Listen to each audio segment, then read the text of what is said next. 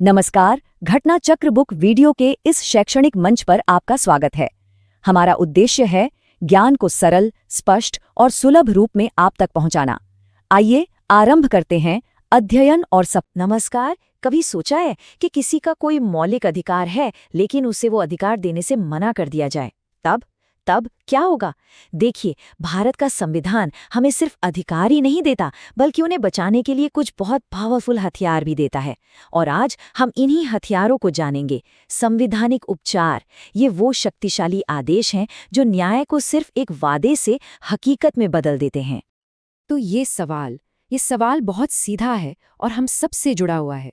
अगर किसी के मौलिक अधिकार का उल्लंघन हो तो वो किसके पास जाएगा?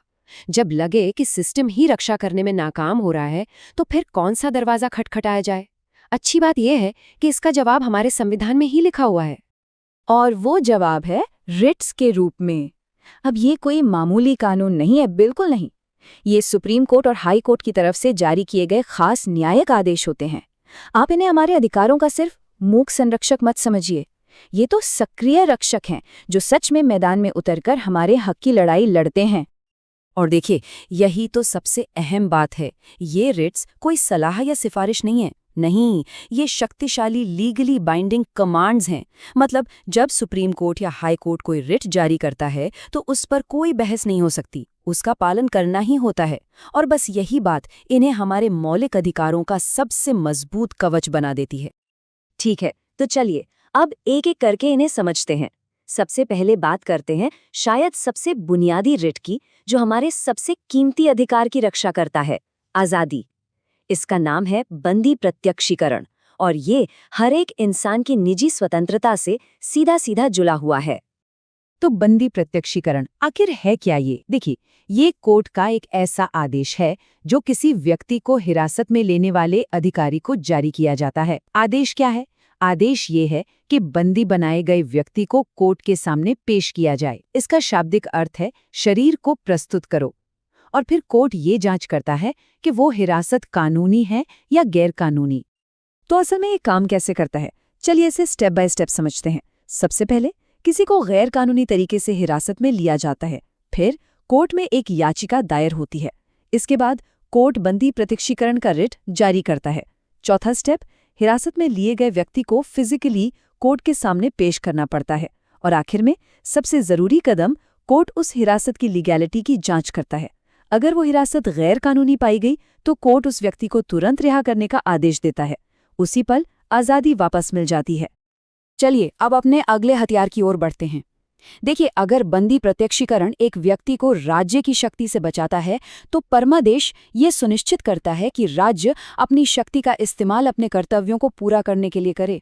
सीधी सी बात है, ये रिट सरकारी अधिकारियों को अपनी जिम्मेदारियों से भागने नहीं देता। ये अकाउंटेबिलिटी तय करने का एक बहुत ही पावरफुल जरिया है। तो परमादेश का मतलब क्या है? इसका मतलब है कि जब कोई सरकारी अधिकारी या संस्था अपनी सार्वजनिक ड्यूटी करने से मना कर दे या उसमें फेल हो जाए तो कोर्ट उसे वो काम करने का आदेश देती है। और हाँ, ये आदेश किसी भी पब्लिक बॉडी, कॉरपोरेशन या सरकार के खिलाफ जारी किया जा सकता है। यहाँ देखिए, ये पूरी समस्या एकदम साफ दिख रही है। एक तरफ है अधिकारी का कर्तव्य, मतलब जो उन्हें करना चाहिए, और दूसरी तरफ है उस कर्तव्य को न करना। परमादेश बस इन दोनों के बीच के गैप को भरता है। ये सुनिश्चित करता है कि जो काम होना चाहिए वो होकर रहे।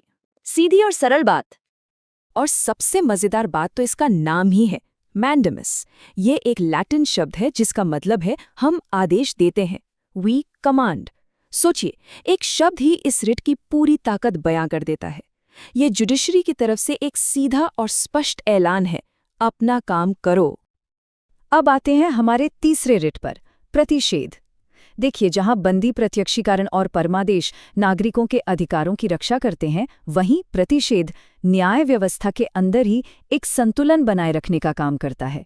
ये अधिकार क्षेत्र की, मतलब ज्यूरिसडिक्शन की सीमाओं को बनाए रखता है। प्रतिषेध, जैसा कि इसके नाम से ही पता चलता है, किसी चीज को रोकने का आदेश है। होता यह है कि सुप्रीम कोर्ट या हाई कोर्ट ये रिट निचली अदालतों को जारी करते हैं और उन्हें ऐसी कार्यवाही करने से रोकते हैं जो उनके अधिकार क्षेत्र से बाहर हो। आसान भाषा में कहें तो ये हर अदालत को उसकी सीमा में रखता है और ये पक्का करता है कि कोई भी अपनी शक्तियों से आगे ना बढ़े।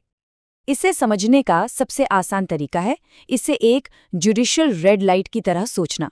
जब कोई निचली अदालत अपने अधिकार क्षेत्र की लाइन पार करने की कोशिश करती है ना, तो ऊपरी अदालत इस प्रतिषेध रिट के जरिए एक लाल बत्ती दिखाकर उसे वहीं रोक देती है। स्टॉप! ये एक निवारक उपाय है जो गलती होने से पहले ही उसे रोक देता है। तो अब तक हमने 3 जबरदस्त हथियारों को देखा है। एक आज़ादी की रक्षा के लिए यानी बंदी प्रत्यक्षीकरण, एक काम करवाने के लिए यानी परमादेश, और एक सीमाएं तय करने के लिए यानी प्रतिषेध। ये सच में न्याय के 3 स्तंभ हैं। चलिए अब जल्दी से इनकी तुलना करके इन कॉन्सेप्ट्स को और भी पक्का कर लेते हैं। यहाँ सब कुछ एक नज़र में साफ हो जाता है। बंदी प्रत्यक्षीकरण ये हिरासत की लीगैलिटी को रिव्यू करता है और डिटेनिंग अथॉरिटी को जारी होता है। परमादेश ये एक सरकारी अधिकारी को अपनी ड्यूटी निभाने के लिए मजबूर करता है। और प्रतिषेध ये एक निचली अदालत को उसके जुरिस्डिक्शन से बाहर जाने से रोकता है। तो जैसा कि हम देख सकते हैं, हर एक का एक बिल्कुल यूनिक मकसद है और एक साफ लक्ष्य है जो मिलकर एक बैलेंस्ड सिस्टम बनाते हैं। तो आज के इस विश्लेषण से जो सबसे बड़ी बात समझनी है वो ये है कि ये रिट सिर्फ किताबों में लिखे हुए कानूनी सिद्धांत नहीं है। ये बहुत ज़रूरी और प्रैक्टिकल सुरक्षा कवच हैं जो हमें नागरिकों को एम्पावर करते हैं और सिस्टम में अकाउंटेबिलिटी सुनिश्चित करते हैं। ये सही मायने में हमारी स्वतंत्रता और न्याय के असली रक्षक हैं। और अंत में एक सवाल है जिस पर विचार करना बहुत ज़रूरी है। सोचिए, अगर ये न्यायिक शक्तियाँ न हों, अगर अदालतें ये आदेश जारी ही न कर पाएं, तो हमारा लोकतंत्र असल में कैसा दिखेगा? इस पर सोचिएगा ज़रूर।